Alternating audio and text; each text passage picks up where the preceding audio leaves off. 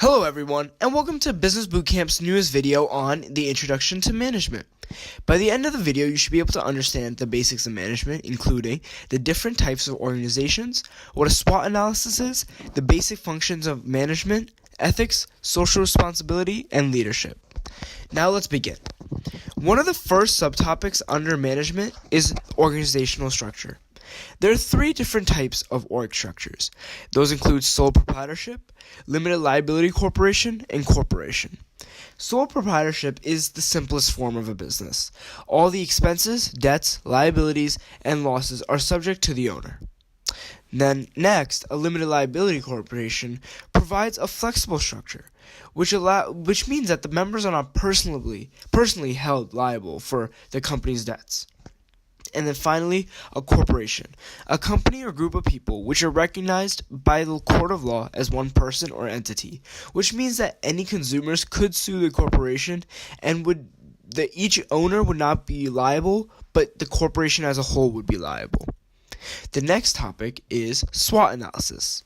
So SWOT analysis is a method for companies to be able to study and identify the internal strengths and weaknesses, as well as the external opportunities and threats to its operations. S stands for strengths. So to identify your strengths, you can ask questions such as, what advantages does your organization have? And what is the value proposition? Or what do you do better than anyone else in the market? Next, the W stands for weaknesses. To identify your weaknesses, you can ask, what could you improve? And what factors have caused you to lose sales in the previous quarter? Next, the O stands for opportunities. The questions to ascertain the opportunities question is, what good opportunities can you spot? And what interesting trends for consumer behavior as well as technological trends are you aware of? And then finally, the T stands for threats. Those include what obstacles you face and what changing technology is threatening your position in the market as an overall. Next is the 5 basic functions of management. The first function is planning. Planning is creating a plan for the future of the organization and providing a vision for the overall company and the direction that it's heading. The next function is organization. Organization is key to a successful company. When the number of functions increase, organization will require a lot of different types of leadership, which requires more hands-on, more delegating, and a lot more explaining to your employees to get the most efficient task done. This ties in directly to the next basic function, which is coordinating. This is harmonizing the activities so the overall organization runs effectively, which includes good communication and good leadership, which then directly ties into commanding, which allows the employees and volunteers or any other member of the organization to be able to know what to do when the manager or anyone in charge gives them a task. And then finally, controlling. So controlling is verifying that everything is going according to plan and that the vision that you have set through the first function, which is planning, is being executed properly. Next, one of the most important aspects of management, which is ethics. Ethics are moral principles that govern a person's behavior or the conducting behavior of that activity. Ethics may vary for each person. There are 2 types of ethics: business ethics and personal ethics. Business ethics is the study of proper business policies and practices regarding potential controversial issues. This includes things such as bribery and discrimination. This is done through often corporate governance policies and other aspects such as that. Principles of business ethics include things such as honesty, integrity, fairness, respect, and leadership. And often unethical business conducted by the business leads to loss of credibility and profit, since no investor wants to invest in a business that engages in unethical behavior. Next is personal ethics. Personal ethics revolve around what an individual believes is right or wrong.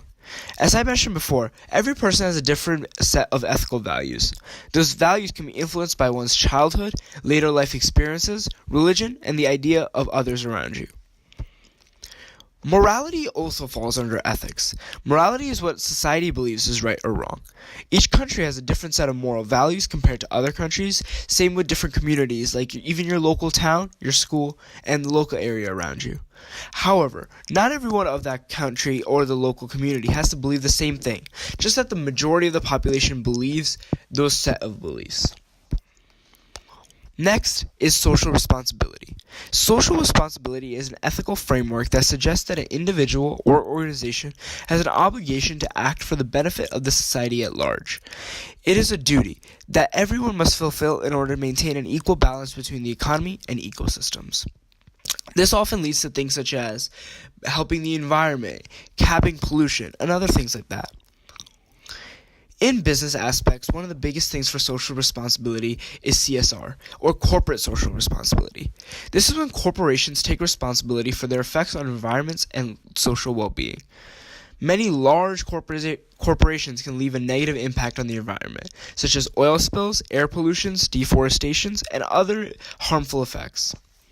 Next is personal social responsibility.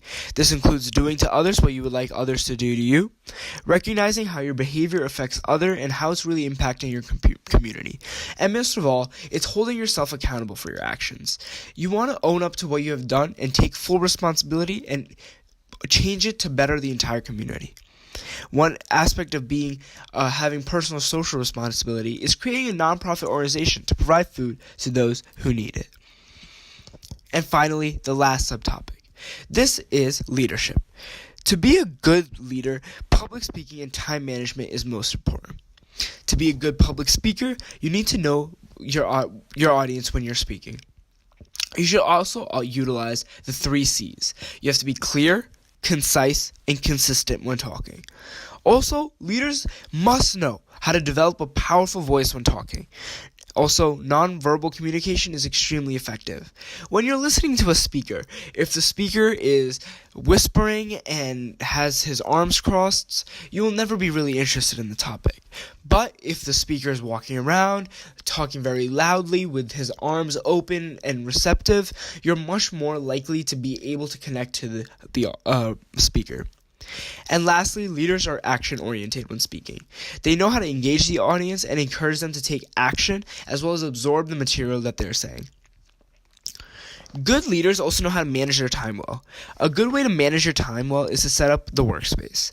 Having an organized and clean workspace makes it easier to know when everything is where you need it. Another way is to delegate tasks. One person cannot handle everything in an organization. A good leader knows how to delegate tasks to employees so they can focus on what they need to get done.